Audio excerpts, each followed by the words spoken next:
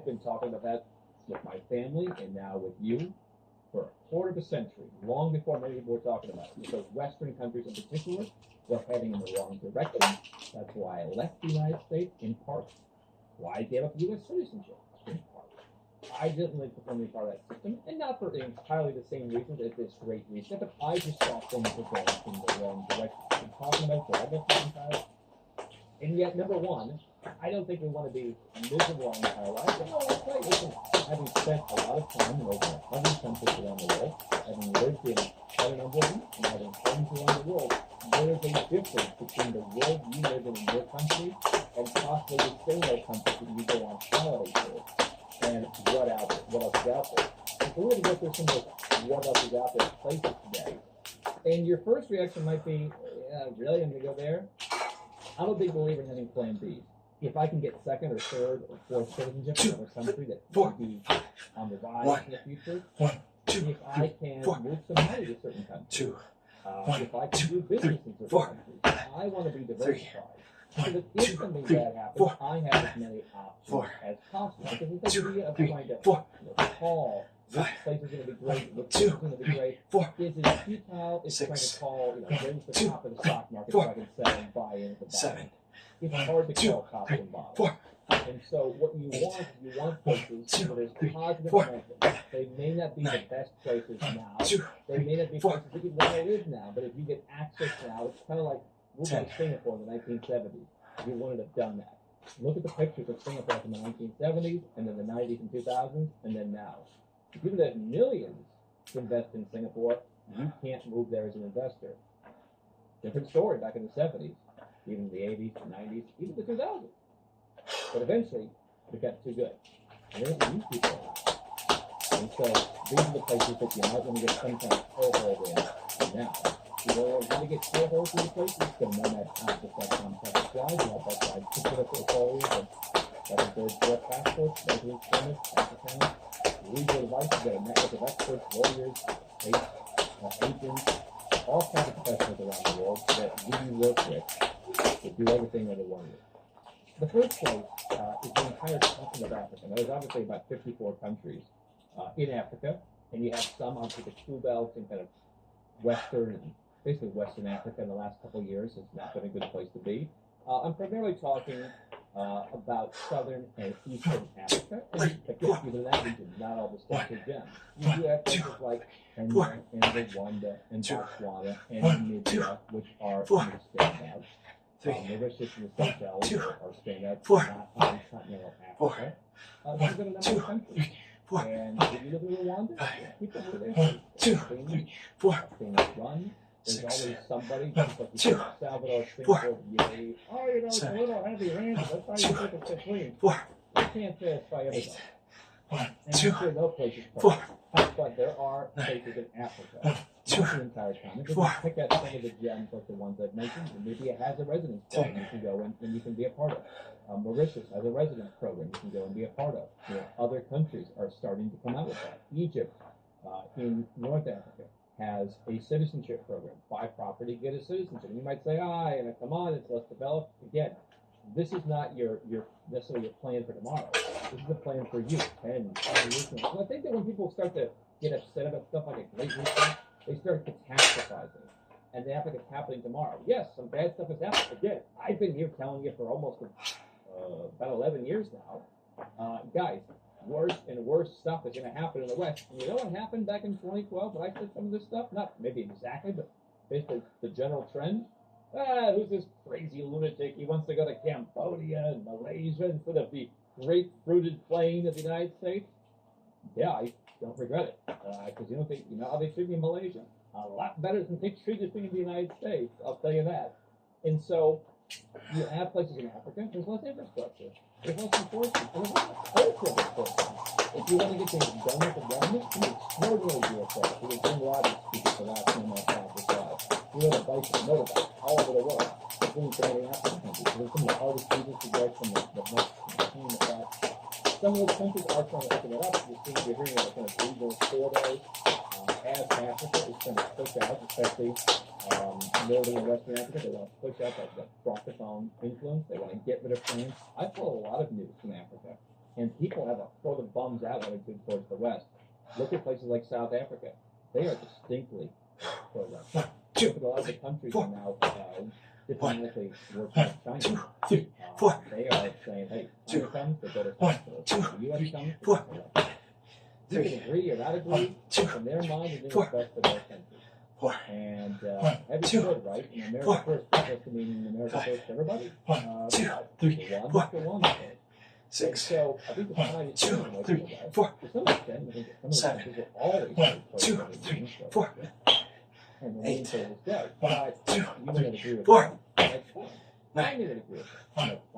But if you want someplace different, they are trying to push away from the teaching from the West. And I don't think they want anybody lecturing. If they start to build a middle class in some of these countries, they don't want people coming and lecturing.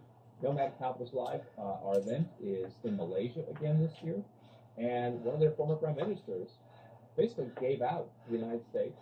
And he said, you know, you guys have the chance to develop. Now it's our turn. And now you guys are going to put all your standards on us and stop us from developing. Because you pulled it from us. We need to make this. We need to do that. Leave it alone. And I think that's kind of added to what's happening in all the news that I read in Africa. So, you had a passport, you can live there in that particular country. I think the African Union, with all the countries in Africa, is looking at slowly opening up to allow some sort of perhaps freedom of movement, some sort of easier travel. That could be greater opportunities. Now, you don't want to get some crazy African passport, but there are some, again, or even a residence permit you could get that would allow you to have a place to go. Mauritius is interesting with their real estate investment program. There's a possibility to get citizenship. It's tax friendly, and hey, if you're concerned about other stuff happening in the world, it's pretty far away from where the spur is going to be flying. So I think that there are some standouts in the continent of Africa and the Indian Sea that could be interesting. Also in the South Pacific, I've been watching. This is, and I think it's one of the most disorganized places I have been to. Look at their citizenship program. That's kind of citizenship last resort. I mean, Vanuatu passports walk typically access to the Scandinavian of Europe, the United Kingdom, and more recently Ireland. And there's not a great passport to travel. Now, if you want a tax-free place, it's baseball. Almost no taxes of any kind on anything. So having a Vanuatu passport, you live in Vanuatu. And that's in a residence program, which I feel a little suspicious of, where you can allegedly naturalize 10 years from now. But, you know, this is a place where I'd be careful, because you don't want somebody that's too disorganized where you get caught up in their problems that they create. Because remember, I'm the goody two-shoes of the offshore business. I like to live an upstanding, ethical, and legal life. I don't want to get swept into some country's rubbish. But I think in the South Pacific, our tempo is going to draw stuff down. Like Solomon, etc. But in a place like Vanuatu, I just think it's like, hey, you do you. And that's what you're getting yourself into down there. So that's other places you go. Eastern Europe, another place. You're seeing places like Serbia.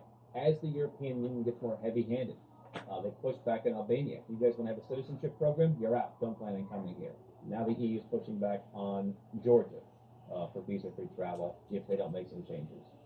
The EU is pushing back on the Caribbean program. You see the Caribbean passport program satisfy the EU.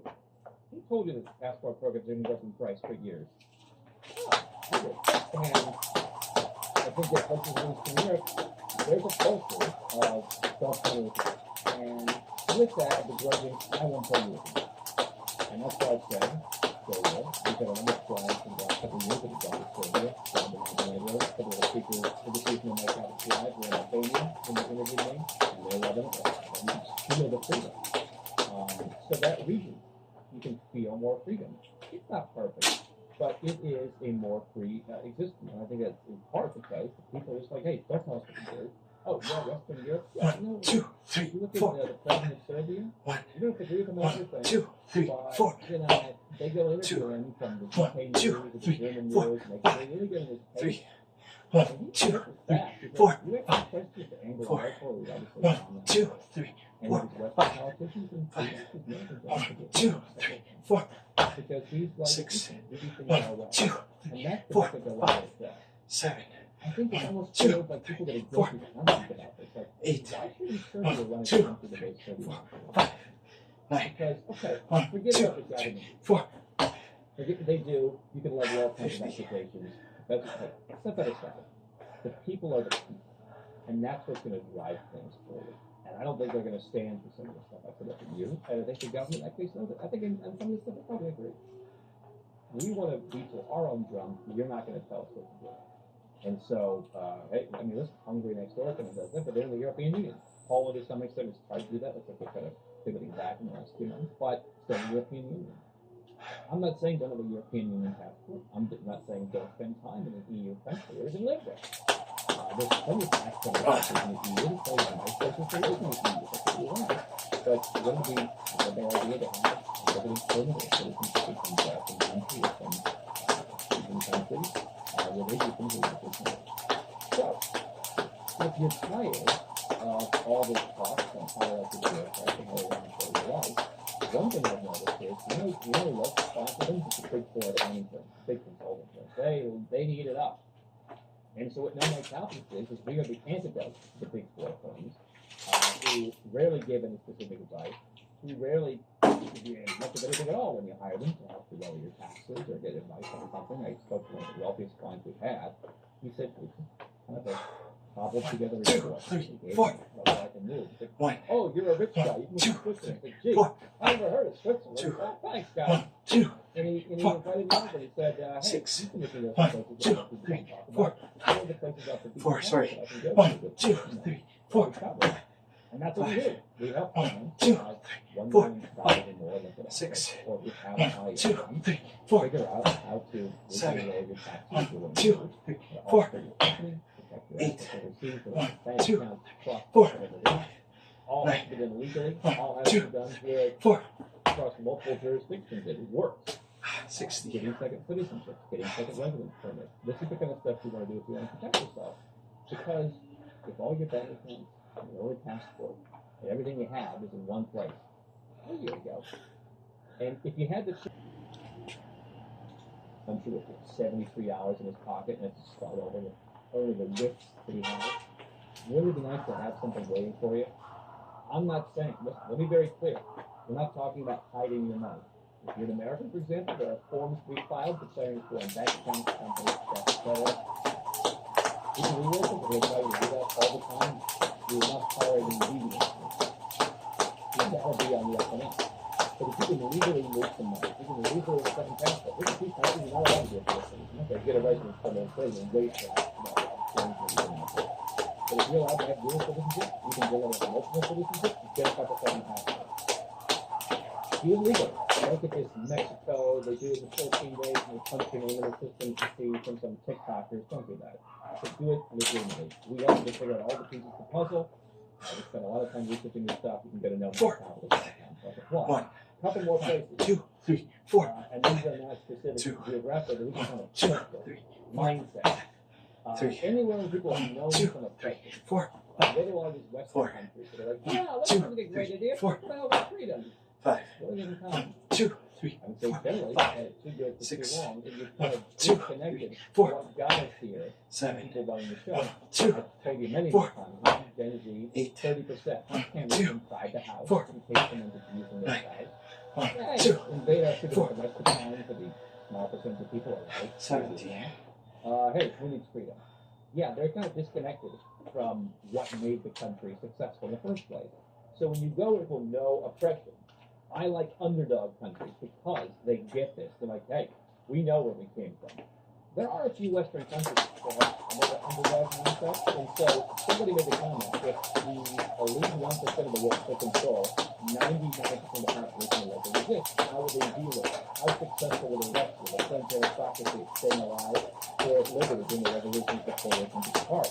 The question is, if you get Gen Z, 30%, they put a camera in my bathroom at home to make sure I'm not, roughing up my girlfriend. I don't think they're going to be part of the 99% pushing back. So anywhere where there's no oppression, where it's saying, hey, you know what, I know where this is going, that's where you want to go. And so just look at look at the history of my lifetime. I'll be 40 this year. And look at the places that in your lifetime have had it bad. It's not an entirely perfect indicator. But I'm not looking for you to find one of the places. You're not finding a summer home. You're going to manage a new place. You want to have not a dramatic travel mindset. that you're always traveling. 2, 3, But you're going to 4, have the mindset of, if 3, you are in an abusive 1, 2, relationship, 3, 4, you're going to go. So 4, if you live in your country now, 2, you live 3, there for as 4, long as you want until you get the visa. 5, And then you can 1, leave. 2, 3, People 4, keep saying, oh, it's bad enough, I'll leave. 6, It's 1, gotten 2, terribly 3, bad 4, this entire century. If you're 7, hanging on to that, you 1, know, 2, the this is going to get 4, bad enough, I'll leave. You 8, probably would have triggered bad 2, enough a number of 4, times in the last 20 years. But okay, hang out until you 2, feel like it's going to be 4, and you go. But what if it's going to go to the next place, and then like 27 years later, then you leave again? Like, hey, what if I marry, you know, an abusive person? You probably leave. What if the next person I marry? You probably leave again. Like, don't be in abusive relationships. And I say with love, don't be in abusive relationships, including with your country. If you go to the next one and you pick that one well, okay. So listen, it's like have a couple you can pick from, and then you're more covered. The fifth place, again, where the mindset basis is countries that are cooperating diplomatically with China to get out the rapid point. I get it. I get it. We watch stuff like China. Oh, look, I don't know China. I don't know China. I don't know Xi Jinping. I don't know all these people. So what I'm telling you is, these are places where they're bucking with things. Because you've had, since the fall of the Soviet Union, you kind of have this, okay, Russia's kind of there. It's kind of like, yeah, the U.S. is like the big superpower. All right, the EU does some things, and Russia does some things. Now China's coming up as a superpower. But the U.S. kind of had its own turf for a while, and that's why. I think they've gone pretty crazy on some of the sanctions. There's some bad people in the world. There's some bad countries and bad state actors in the world. There's 4 actors in the sanctions. They 4 extra sanctions. 1, 2, 3, And so I 4, think that 2, you know, for these 1, countries, 2, like, you know 3, what? 4, Yeah, we don't get anything from 3, them. China's 1, giving us 2, something, we're going 3, with them. 4, It's 5, almost, it's becoming 4, less and less every day. 1, It's 2, just gonna 3, 4, like 5, revolt. 1, 2, Because I think the 4, U.S. government has this view 6, of that's good. 1, 2, 3, 4, I get 7, it 2 years ago. 1, 2, 3, 4, Why should countries 8, you know, the Commonwealth, why 2, can't it be 3, with 4, the UK? You see a few of the 9, Caribbean ones kind of 1, 2, 3, 4, China, but they have shared value. 9. And I don't know that that's how the U.S. and UK governments look at it. I can speak more for the U.S., where I think they're like, yeah, we just want people to vote with us and serve our needs. And for me, that's why, and I'm not saying this is, I'm a capitalist. I'm not some bleeding heart liberal. I'm not some communist by any means. But when Trump said America first, I said to myself, do other countries get to put themselves first? And I ultimately left the U.S. and gave up my citizenship. But I felt like being a guy who lives overseas in a world where everyone should put the U.S. first, and if you diplomatically choose to work with China, you're thumbing your nose to the U.S. and you're kind of like an enemy that we should maybe go and screw with. I don't agree with that, and I think that same kind of attitude probably goes to citizens who live in other countries that, you know, are legally and practically. So I think, you know, a country that has some kind of rebellion against this kind of unipolar system, we're in a multipolar world, we're there. Some of these places could end up being not worth that much. But if you have a portfolio of different flag countries around the world, you're going to be prepared for the some of these places you become the next state, the next Singapore, even the next Georgia, which did, you know, pretty well. I mean, a lot of countries have come up. They may not be perfect. They may not be Singapore, but they're better than where they were. If these places keep moving in the right direction, I think you'll see a different mindset there. People are going to scoff at it, but if you want to change the things in your life, you've got to change the things around you. You can't move from the United States to Italy, 2 Western countries that are very much connected, and say, why haven't things changed? You have to look at places that are different. And we'd be happy to help you figure out how that works in a very legal way. 1, 2, 3, 4, 5. 1, 2, 3, 4, 5. 2, 1, 2, 3, 4. This is loved by everyone. 1, 2, 3, 4, 5. Hi, I'm Shirley, 4. and today I'm 1, making 2, onion 3, bhaji. 4. Onion bhaji or 5. onion pakora 1, are 2, basically 3, 4. finger-sized onion, coated 6. in a spice 1, batter 2, and 3, fried 4. till crispy and 7. golden. And 1, this 2, onion bhaji will be 4. super crispy and flavorful. It is 1, perfect 2, with some 4. masala chai on these cold 9. days.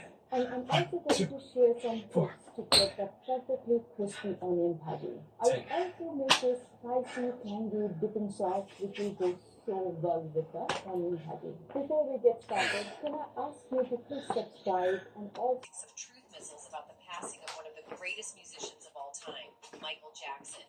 In his usual no-holds-barred style, Cat Williams insinuated that the pop icon was eliminated by some of the industry players right before our very own eyes. Though all evidence points to the fact that Michael Jackson OD'd on medication, Cat Williams alleged that it was all planned. According to Cat, Michael Jackson knew it was going to happen and gave his fans hints of plans by some evil individuals to end him, but they didn't catch his drift. Cat claimed that one of the hints was when he named his last tour, This Is It. He alleged that the pop icon knew he was at the end of his life and that he wouldn't survive to organize another tour, which is why he gave it that name. True to MJ's words, the This Is It tour happened to be his last, as he passed away in the same year that he made that announcement. The comedian observed that MJ didn't make the announcement in a celebratory manner. Instead, he sounded like he was tired of fighting the evil in the industry, and he had given you. So, Cat Williams appears to think that MJ's passing was pre-planned by the industry greats who disliked the power he wielded. Many fans who saw Cat Williams' video appeared to agree with the comedian.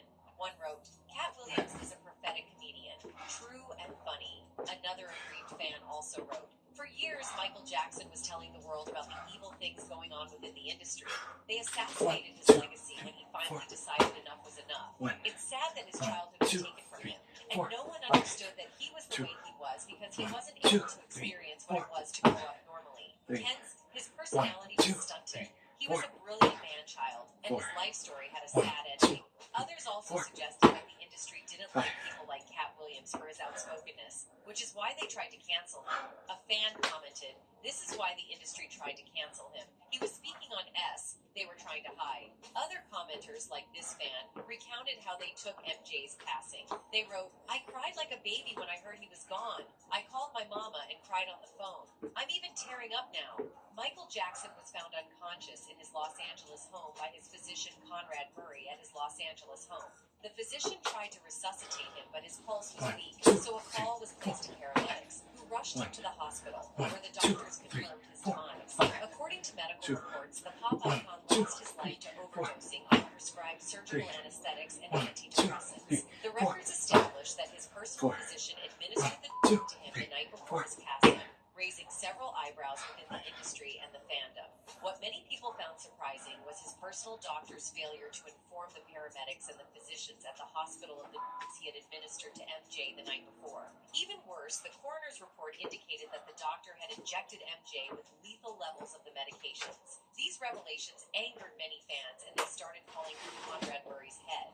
Soon, Conrad Murray was arraigned before the court and charged with voluntary manslaughter. The physician pleaded not guilty and told the press, I have done all that I can do to help the police. I told the truth, and I have faith the truth would prevail. Murray's trial lasted for 6 weeks, with the jury given an extra 2 days to deliberate on the matter.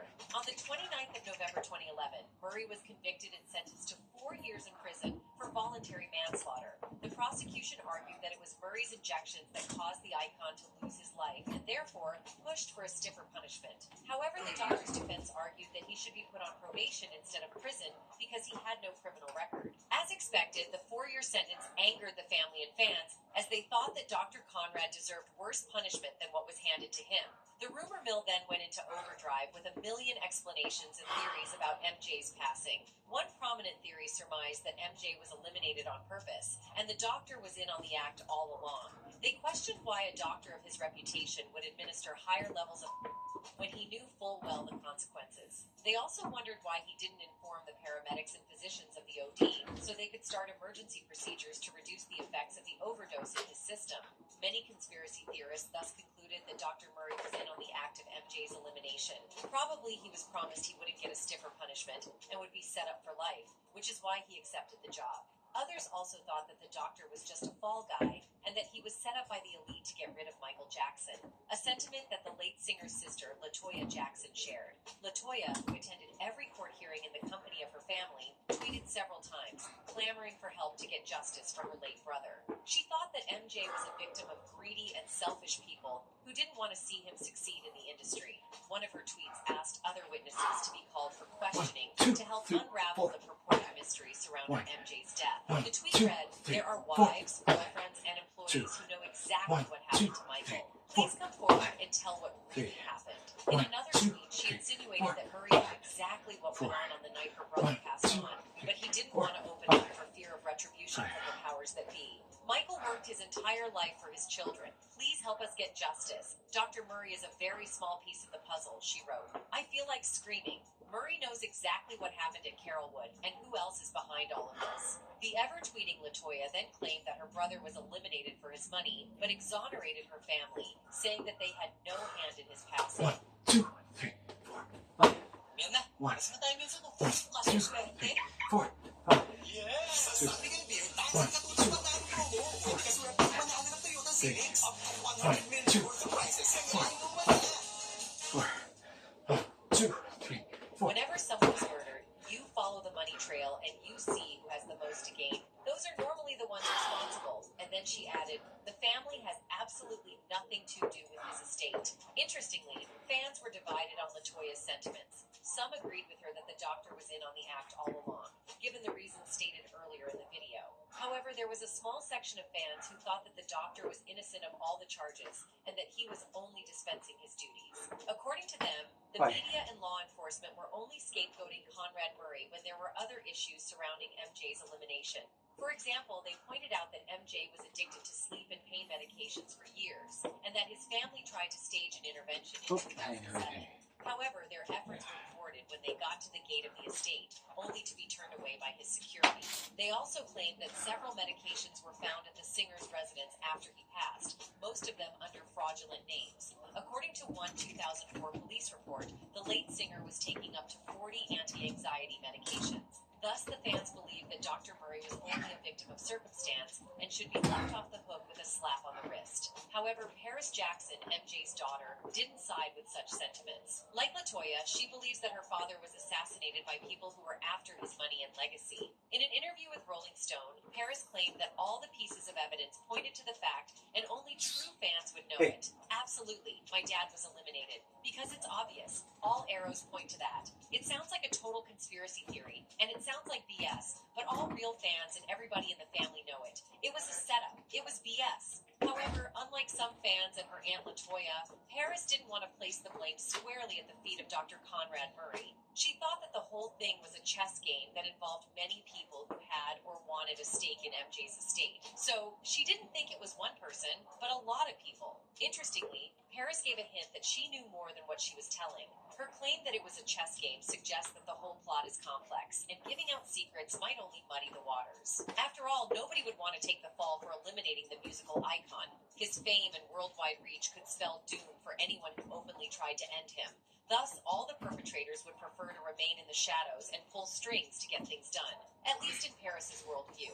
So, she preferred to keep all that she knew to herself and hoped that she could bring justice to her father when she also became rich and powerful. And if she didn't, the 25-year-old model hoped that someday her dad would get the justice he deserved. Speaking to Rolling Stone magazine, the model and actress said, I definitely do want justice, but it's a chess game, and I'm trying to play the chess game the right way. And that's all I can say about that right now. Paris also claimed that she hadn't healed or recovered from her father's demise, but she's learned to live with it. They always say, time heals, but it really doesn't. You just get used to it. I'll live life with the mentality of okay, I lost the only thing that has ever been important to me. However, Janet Jackson, the baby of the Jackson family, had a different approach to the demise of the brother that she loved dearly and was close to. She apparently didn't want a part of all the conspiracy theories and media coverage that were raging about MJ that she had to turn off the TV. According to her, the whole stuff was driving her crazy, and thus, she had to tune out of the madness that was going on around her. She explained that she didn't have that proverbial thick skin to accommodate all the gossip, back and forths, and conspiracies. People can have rhinoceros skin, but there's a point when something's going to hurt you. Not everyone is stone to stone. She claimed that her only source of news on what was going on in America and around the world was her chef. Janet chose to use the time to fondly remember her brother. She recalled last time she saw him, which was on the 14th of May, 2 days before she turned 43. The occasion was a family celebration, and the kids were running around having a field day in the house. According to Janet, he and Michael taunted and teased each other while they ate Thai food. After the celebration, she left for her house but kept calling her beloved brother, telling him how great the occasion was. A few days after the celebration, Janet flew to Atlanta to work on Tyler Perry's Why Did I Get Married Too?, but still kept in touch with her brother. It was on the set that she got the call that MJ had gone on to eternity. She quickly left the set and returned to LA to join her family, who had gathered for a private family grief, with the paparazzi in attendance. One event at the private ceremony that moved all and sundry to tears was when the then 11-year-old Paris walked up to the microphone and chimed in, "Daddy has been the best father you could ever imagine," before holding on to Janet for support. Recounting that precious moment, the Scream hitmaker said she was very proud of her niece for eulogizing her father in the grandest way she could. She said of Paris, "People said to me that Michael's daughter speaking really gave them a sense of how he was as a father," in her words. Paris is incredibly smart. They are all so smart. She's a sweet girl. The kids are doing well. They're with all their cousins. That family love will keep them going. After the event, Janet just said a few words to the media and then headed back to Atlanta to finish shooting the movie. To cope with her brother's passing, the Grammy Award winner resorted to work, penning several albums, starring in TV commercials, and headlining concerts. She still misses her brother and hopes that she one day gets to meet him again. Janet appears to sincerely, notorious for his controversial tweets, also suspected foul play in the demise of the pop icon. Taking to Twitter, the rapper claimed that her now ex-wife Kim Kardashian saved his children, and that MJ gave him hints of who was behind his demise. He wrote in a bizarre tweet, "MJ told you about Tommy before they killed him. Kim saved my daughter's life in the name of Jesus. It's God's choice only. I will live for my children, Chris, I'm in Cody if you're not planning another one of your children's Playboy shoots." Kanye was referring to Tommy Mottola, the former CEO. This is garbage. Garbage. Who had fallen out with Michael Jackson before his demise. However, many fans took Kanye's rants with a grain of salt as they were now accustomed to them. Nevertheless, a few fans felt that he knew what he was about, and his revelations shouldn't be taken as the ramblings of a patient with mental issues. According to them, Kanye was in the same industry. In fact, a core part of the industry. Therefore, he knew what was going down. They felt that if there were anyone who would have information about MJ's passing, it would be Kanye, who is also not afraid to speak his mind. Curiously, MJ himself had accused Tommy of being evil and mistreating black artists. The whole beef started years ago, but it came to public knowledge when MJ spoke out publicly at a news conference in 2002. At the press conference, he accused his own label, Sony, and its executive producer, Tommy Mottola, of racism. Record companies really do conspire against their artists. They steal, they cheat, they do whatever they can, especially from the black artists. Sony, Tommy Mottola, the president of the record division, he is a mean, he's a racist, and he's very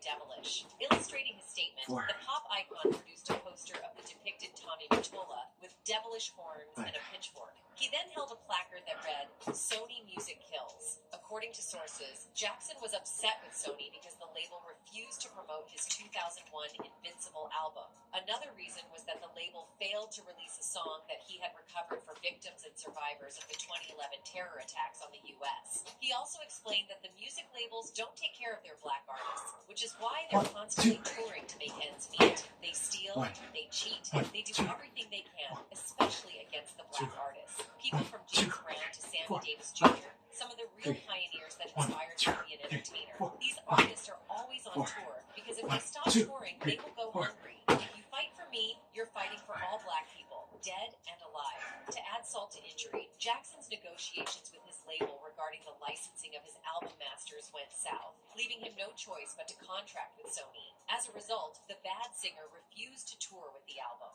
Jackson also once accused Tommy of using the N-word on an unnamed artist under the label. Though Michael's friend, Rev Al Sharpton, supported Michael's issues with the record label, he didn't like what he said about Tommy Mottola. In his view, Tommy was a good guy who helped black artists and promoted black artists. Rev Sharpton explained, "Tommy was the first record executive to step up and offer to help us with respect to corporate accountability when it comes to black music issues. I have known Tommy for 15 or 20 years, and never once have I known him to to say or do anything that would be considered racist. I didn't know that Michael planned to personally attack Tommy, but nobody tells Michael Jackson what to do.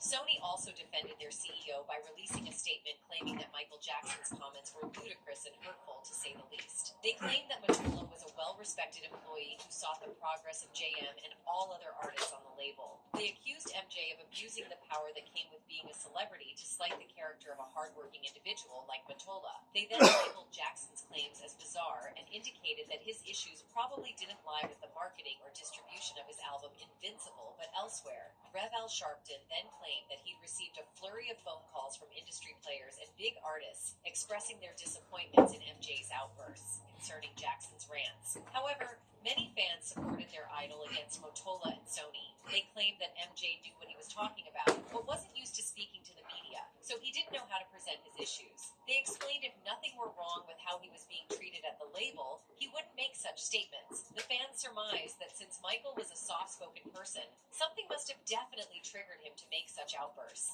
They accused all the producers who didn't agree with MJ's outbursts of being part of the rock their icon was talking about. They concluded that Michael's rants made them uncomfortable, so they allegedly found creative ways of making him go without the trail leading back to them. However, they were not the only ones that the fans linked to the demise of their music icon. The fans also blamed the Illuminati for eliminating MJ. According to them, the secretive group saw MJ as a threat to their business. They explained that the singer had started talking and revealing deep secrets within the organization, and thus, they had to act fast. They surmised that Michael was the only artist bold enough to drag Sony and Tony Mottola in the mud in front of the whole world. If he had the confidence to use his power to speak up for the artists struggling under the weight of the Illuminati, then he could bring their entire business to a halt. That is why they carefully planned and executed his demise. Some interesting theories also suggested that Michael Jackson actually passed on 2 years before, in 2007. According to theory, Michael was replaced by a body double at the O2 Arena to promote his tour. They claimed that Michael looked taller than usual and his fingers looked stumped. Moreover, he arrived at the venue 90 minutes late, led the crowd in a few minutes of "This Is It" chant, and disappeared right after that. Other sources also claimed that the musician was alive in Mexico. They based their theory on one man who claimed he saw the late pop star entering Mexico on the day that his passing was announced. However, up until now, no one in the country has laid their eyes on the pop icon. However, one of the most outrageous and downright mundane theories that surrounded MJ's demise was its link to the former president of Iran, Mahmoud Ahmadinejad. According to the theorists, the former president eliminated Michael Jackson to shift attention from the woes he was facing in his country. At the time, Ahmadinejad's popularity was waning, and pockets of protesters were organizing rallies to oust the former leader. However, when MJ passed on, the global attention was shifted to him, with the Iranians momentarily forgetting about politics in their country. Thus, the theorists thought that the former Iranian president planned all that to shift popularity from the crisis in his country. Another theory that made the rounds was that the pop star faked his passing because he was neck-deep in debt, and thus needed a plan to escape his debtors. And the only way he knew to do that was to